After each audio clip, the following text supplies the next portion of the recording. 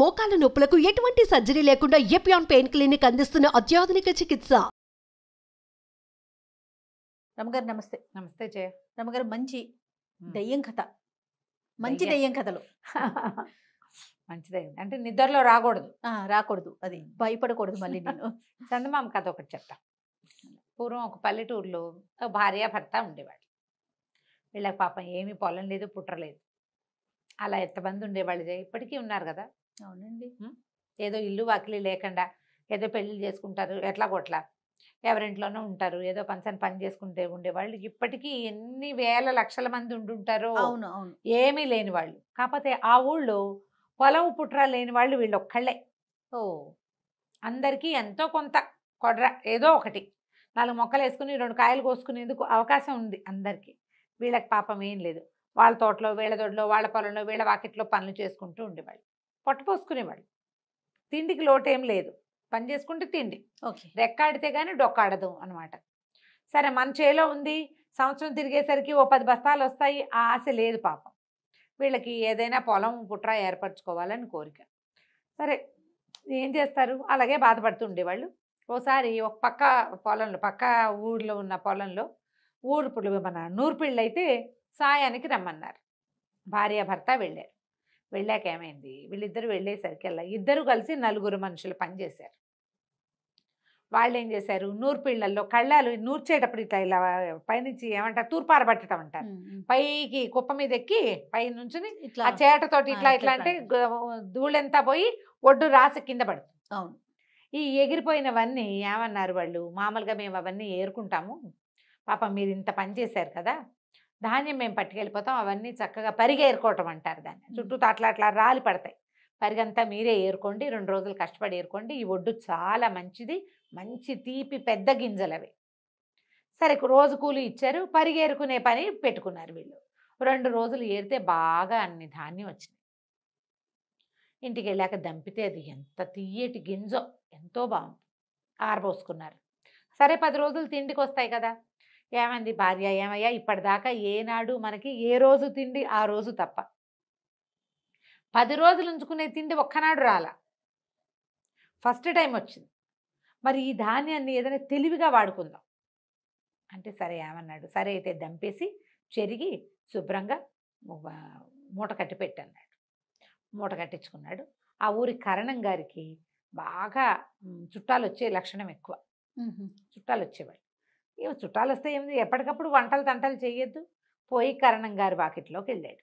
మూట కట్టుకున్న ధాన్యం తీసుకుని, బాబు మరి నాకేమీ పొలం పుట్టలేదండి, ఏదైనా పని ఇప్పించండి అని అడిగాడు. అడిగితే, అటగే లేరా, పనులు ఏమైనా వచ్చినప్పుడు చూస్తానన్నాడు. ఆయన ఏదో ఇంట్లో నుంచి అంత ఊరగాయ పెట్టించాడు. పోనీ వారు ఏమి దిక్కులేని వాళ్ళు కదా. సరే, దొడ్లో కొబ్బరికాయలు ఉన్నాయి కోస్తావా, మామిడికాయలు ఉన్నాయి కోస్తావా అంటే, రూపాయి తీసుకోకుండా వాళ్ళ దొడ్లో నుంచి చుట్టాలు వస్తారు కాబట్టి కొబ్బరికాయలు దించి, కొబ్బరికాయలు పీచులు తీసిపెట్టి, వాకిలు కొంచెం శుభ్రం చేసి పెట్టి, బాబు మాకు పక్క ఊళ్ళో ధాన్యం వచ్చేయండి, చాలా బాగున్నాయి, పెద్ద గింజ, బాపనళ్ళు మీరు తింటే మాకు మంచిది అని చెప్పి ఆ తెచ్చిన మూట బొడ్లు బియ్యం అక్కడ పోసి వచ్చాడు. వాళ్ళు ఏవో ఓ కొబ్బరికాయ ఓ మామిడికాయ ఇచ్చారు. వీడిచ్చిన బియ్యం ఎక్కువ వాటికంటే. పని చేశాడు కదా. ఆ సాయంకాలం చుట్టాలు ఎవరో వస్తే ఆవిడ ఏం చేసింది, కొత్త బియ్యం, ఈ బియ్యం బాగున్నాయని, కొత్తవంటే చూడడానికి బాగుంది, ఆ బియ్యంతో పాయసం చేసింది. ఎంత గుమగుమలాడుతుందో పాయసం. కొత్త బియ్యపు పాయసం చాలా రుచిగా ఉంటుంది, శుద్ధ అవుతుంది. కొత్త బియ్యంతో పులిహారలు చేసుకో, అవును, ముద్దగా అయిపోతుంది. కొత్త బియ్యంతో పాయసము, పొంగలి, కొత్త బియ్యపు అరిసెలు అవి బాగుంటాయి. ఇంకా కాసిన బియ్యం ఉంటే నానబోసి మర్నాడు పొద్దున పిండి కొట్టి అరిసెలు చేయడానికి పెట్టుకున్నారు. అరిసెలు ఎంత వాసనో, అసలు గింజే మంచి గుమగుమలాడే గింజ. చాలా సంతోషించారు. వీడి వల్ల పెళ్లి సంబంధం కుదిరింది వాళ్ళకి. ఆ మర్నాడు వచ్చిన చుట్టాలు అరిసెలు తిని ఏదో మంచి పెళ్లి సంబంధం చెప్పారు. పిల్లకి పెళ్లి సెటిల్ అయిపోయింది. ఓహో, వాడెవడో వాడు తెచ్చిచ్చాడు. ఇది పక్క ఊళ్ళో బియ్యము, మనకంతట మన ఇంటికి ఎటా వస్తుంది ఆ వస్తువు. ఈ వస్తువు వచ్చిన వేళ వీడికి పిల్లకి పెళ్లి కుదిరింది కాబట్టి వాడికి ఏమైనా చెయ్యండి అని భార్య శతపోరేసింది. సరే, పెళ్లి పనులకు సాయం వచ్చిన ఈ పాలేరు కుర్రాడికి ఈయన ఏమన్నాడంటే, కర్ణం గారు, ఏరా అబ్బి బోళ్ళంత కష్టపడుతున్నావు, మరి మన ఊరి చివర 4 ఎకరాల బంజరు భూమి ఉంది, ఏదైనా చేసుకో, ఆ చేలోకి ఎవ్వరు రారు, ఆ స్థలం అట్లా పోరం పోకు, అది అట్లా ఉండిపోయింది, ఎవరి పేరు లేదు, నువ్వు చేసుకో, గ్రామానికి ఇంతనివ్వు, బాగుంది. నువ్వే వాడుకో, నువ్వు సాగు చేసుకోమన్నారు. అనగానే విడిపోయి ఆ మొగుడు పెళ్ళాం సంతోషించి ఓ రోజు బయట కూలికి వెళ్ళినా అదంతా రాయి రప్ప కొండ మెట్ట ఉంటే అంతా చదును చేసి సరి చేసుకున్నారు. సరి చేసుకున్నాక ఆరక కట్టుకోవాలి, మరి ఎవరి దగ్గర నుంచి నాగలు తెచ్చి కట్టుకోవాలి కదా, నాగలు తెచ్చి కట్టారు. నాగలు కట్టేసరికల్లా 2 చాళ్ళు దున్నంగానే ఒక దయ్యం వచ్చి కూర్చుంది అక్కడ. మీరెవరు ఇక్కడికి వచ్చారు, ఎన్నాళ్ళ నుంచో ఇక్కడికి ఎవ్వరూ రారని ఇక్కడున్న కంప మిట్ట పట్టుకుని వేళ్లాడుతూ నేను ఇక్కడ హాయిగా ఉన్నాను ప్రశాంతంగా, 4 ఎకరాల భూమి, మీరు తెల్లవారేసరికి నిన్ను రోజులకి పని చేస్తుంటే ఏదో చేస్తున్నారనుకున్నా, ఇప్పుడు వచ్చి దున్నితే ఇంకేముంది, ఇక పంటలు మొదలు పెడతారు, జనాలు వచ్చేస్తారు, నాకు ఫ్రీడమ్ ఉండదు, నాకు నిద్ర ఉండదు, నన్ను డిస్టర్బ్ చేస్తారు, నువ్వు అరకు కట్టేసరికల్లా నాకు డిస్టర్బెన్స్ వచ్చేసింది, పోండి అనేసరికల్లా బతిమలాడారు మొగుడు పెళ్ళాం ఇద్దరు. మా అమ్మ బాబాబు మాకు అసలు ఏమీ లేదు, కరణం గారు పుణ్యాత్ముడు ఇది ఇచ్చాడు, మరి సాగు చేసుకోనివ్వు, నీకేం కావాలంటే అది వేస్తాం, ఏం కావాలో అడుగు, కోడిందేమన్నావా మేకందేమన్నావా అన్నారు. చిచ్చి కోళ్ళు మేకలు నేనేం చేసుకుంటున్నాను, సరే పంట అంటున్నారు కదా అదే వెయ్యండి, ఏం పండినా పైదంతా నాకు అని చెప్పింది. సరే వీళ్ళు ఏం చేశారు ఆలోచించుకుని 4 ఎకరాలు దున్నారు, వేరుశనగ వేశారు. వేరుశనగ వేసి పంట చక్క పైరు బాగా రాగానే పైదంతా పచ్చగా పండిపోతుంది కదా, రోజు వచ్చి చూసేది దెయ్యం. ముందంతా చెట్లు వచ్చాయి, తర్వాత ఇట్లా వికసించినట్టు కనపడుతుంది, అది పువ్వో కాయో దానికేం తెలుసు, ఆ పండిన వేరుశనగ ఏమవుతుంది, చక్క మొక్క వస్తుంది, కింద గింజలు ఊరాక పై మొక్క వాడిపోతుంది కదా, రంగు మారిపోతుంది. సరే మొత్తం అంతా కట్ చేసేసారు, ఇదిగో నీకు కావాల్సిందని ఒక కుప్ప పోసారు. అదంతా కుప్ప చూసింది, చూస్తే ఏం చెయ్యాలో తెలియలే, అడిగింది, అది మొత్తం జవురుకుని పట్టుకుపోయింది. ఆ దయ్యం అటు వెళ్ళిపోగానే చీకటి మాటన వీళ్ళు ఏం చేశారు, పొలం అంతా తిరగదోడి కింద ఉన్న వేరుశనగకాయ అంతా ఇంటికి చేర్చుకున్నారు. ఓకే, అది ఫ్రెష్ పొలం, ఎన్నేళ్లుగానో సాగు లేకుండా ఉంది, వర్జిన్ ల్యాండ్స్ అంటుంటారు మన వాళ్ళు కదా, అసలు కొత్త భూమి, కొత్త మట్టి, చక్కగా వచ్చినాయి, ఒక్కో కాయలో 4-5 గింజలు చొప్పున వచ్చినాయి. రైట్, అక్కడి నుంచి మొత్తం తవ్వుకున్నారు, బాగానే ఉంది. మళ్ళీ 6 నెలలు గడిచేసరికి కొత్త పంట వేస్తారు కదా, వీళ్ళు మళ్ళీ దున్నబోయారు. దున్నబోతే ఈసారి వచ్చింది మళ్ళీ, ఏంటో తెలివితేటలు చూపిస్తున్నారు, ఈసారి కిందవన్నీ నావి అని చెప్పింది. బాగానే ఉంది. రెండోసారి ఏం చేశారు, మొక్కజొన్న వేశారు.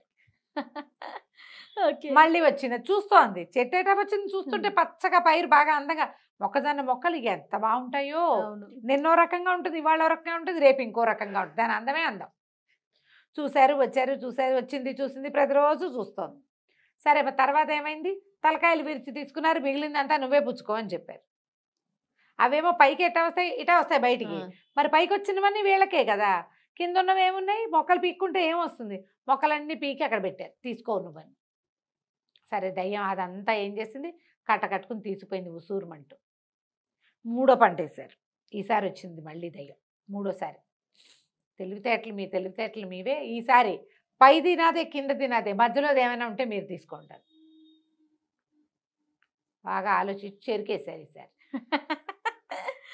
కింద వేళ్ళు ఉంటాయి, పైకి ఇట్లా రెమ్మ వస్తుంది, మధ్యలో చక్కగా చెరుకు ఊరుతుంది. ఇది కొత్తగా పండిస్తున్న పంటలు కదా, దాంతో బ్రహ్మాండంగా ఊరినాయి, ఇంతంతలావు చెరుకు గడలు వచ్చినాయి. వీళ్ళు ఏం చేశారు, తల కొట్టేసి కిందది కొట్టేసి మధ్యలో అది మాది, ఇది నువ్వు తీసుకోమన్నారు.